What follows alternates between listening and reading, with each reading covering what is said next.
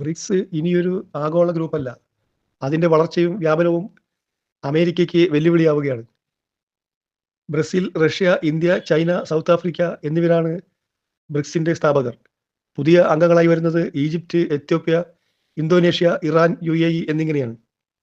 ഈ സംയുക്ത ശക്തിക്ക് സൈനികമായി റഷ്യയുടെ കരുത്തും ചൈനയുടെ സാമ്പത്തിക ശക്തിയും ഇന്ത്യയുടെ ജനസംഖ്യയും നാവിക ഭൂമിശാസ്ത്ര മികവുമുണ്ട്. ലോകത്തിന്റെ 4 പ്രധാന ഭൂഖണ്ഡങ്ങൾക്കും പ്രതിനിധാനം നൽകുന്ന ഈ സഖ്യം പുതിയ ലോകശക്തിക്ക് പാത തുറക്കുകയാണ്. ഈ കാരണത്താൽ അമേരിക്കയുടെ ലോക രാജ്യങ്ങളിലുള്ള അംഗീകാരം കുറയുമോ എന്നുള്ളതാണ് അമേരിക്കയെ ഭയപ്പെടുത്തുന്ന ഒരു കാര്യം. ഇന്ത്യയുടെ നിലപാട് വളരെ നയതന്ത്രപരവും സ്ട്രാറ്റജിക്കുമാണ്. ബ്രിക്സിന്റെ സ്ഥാപക അംഗങ്ങളായിട്ടുള്ള ഇന്ത്യക്ക് ഗ്രൂപ്പിന്റെ തീരുമാനങ്ങളിൽ വലിയ പങ്കുണ്ട്. അതേസമയം ഇന്ത്യയും US-ഉം തമ്മിലുള്ള വളർന്നു വരുന്ന സാമ്പത്തിക ബന്ധം ഇന്ത്യയുടെ 10 മുതൽ 15 വരെ ട്രില്യൺ ഡോളർ GDP-യിലേക്ക് എത്താനുള്ള ലക്ഷ്യത്തിന് നിർണായകമാണ്. അതുകൊണ്ട് തന്നെ ഇന്ത്യ ഇപ്പോൾ ബ്രിക്സിന്റെ തീവ്ര അജണ്ടകളിൽ മുഴുവൻ ഇടപെടാൻ സാധ്യതയില്ല.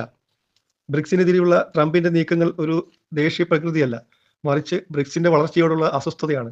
സാമ്പത്തികമായി ട്രേഡ് ചെയ്യാൻ ഡോളറിനെ മാറ്റുകയും അതേസമയം ഒരു സൈനിക സഹകരണത്തിലേക്ക് ഈ ഗ്രൂപ്പ് നീങ്ങുമോ എന്ന ഭയവും അമേരിക്കയ്ക്കുണ്ട്. ബഹിരാകാശ രംഗത്തേക്ക് കൂടി ബ്രിക്സ് നീങ്ങുമെന്ന സാഹചര്യം അമേരിക്കൻ തലച്ചോറുകളെ അസ്വസ്ഥമാക്കുന്നു. ഇന്ത്യയുടെ നിലപാട് ഇപ്പോൾ വളരെ തന്ത്രപരമാണ്. ബ്രിക്സ്, യൂറോപ്യൻ യൂണിയൻ, US എന്നിവരുമായി തുല്യം ദൂരം പാലിച്ചുകൊണ്ട് വളരുക എന്നതാണ് ഇന്ത്യയുടെ കണക്കുകൂട്ടൽ. ഇന്ത്യ ആഗ്രഹിക്കുന്നത് സ്വയം വ്യത്യസ്തമായ ഒരു പവർ സെന്റർ ആയി മാറാനാണ്. ഒരേ സമയം ബ്രിക്സിന്റെ ഭാഗമായും വെസ്റ്റിന്റെ വലിയ പങ്കാളിയായും തുടരുക. ഇതുപോലുള്ള കഥകൾക്കായി the story behind channel subscribe ചെയ്യുക, ബെൽ ബട്ടൺ കൂടെ എനേബിൾ ചെയ്യുക.